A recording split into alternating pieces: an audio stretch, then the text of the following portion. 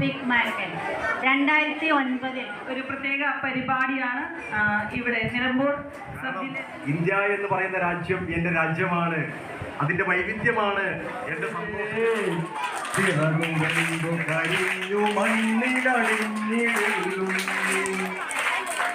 അറിയില്ല